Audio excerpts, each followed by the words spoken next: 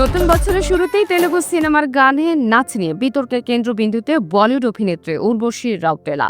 সম্প্রতি মুক্তি পাওয়া তেলুগু সিনেমা ডাকু মহারাজের গান দাবিটি দাবিটিতে তার নাচ ও অঙ্গভঙ্গি নিয়ে তীব্র সমালোচনা চলছে। নেটিজেনদের পাশাপাশি ও স্বঘোষিত চলচ্চিত্র সমালোচক কমল আর খানও আপত্তি জানিয়ে গানটিকে অশ্লীল বলে অভিহিত করেছেন। ভিডিওতে উর্বশী ও 64 বছর বয়সী অভিনেতা নন্দমুরি বালাকৃষ্ণের নাচকে কমল আর খান সরাসরি নীল ছবির সঙ্গে তুলনা করে বলেন, তেলুগু ফিল্ম ইন্ডাস্ট্রির লজ্জা হওয়া উচিত। এমন নাচের মাধ্যমে সিনেমার জায়গায় নীল ছবি তৈরি করছে তারা।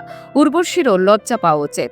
এই মন্তব্যের তীব্র প্রতিবাদ করেছেন উর্বশী। তিনি বলেন, যারা জীবনে বিশেষ কিছু অর্জন করতে পারেননি তারাই অন্যের পরিশ্রম ও সাফল্য নিয়ে সমালোচনা করেন।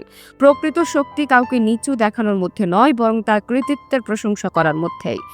উল্লেখ্য, বলিউড সিনেমায় বর্তমানে উর্বশীর উপস্থিতি কম হলেও তিনি সোশ্যাল মিডিয়ায় বেশ সক্রিয়।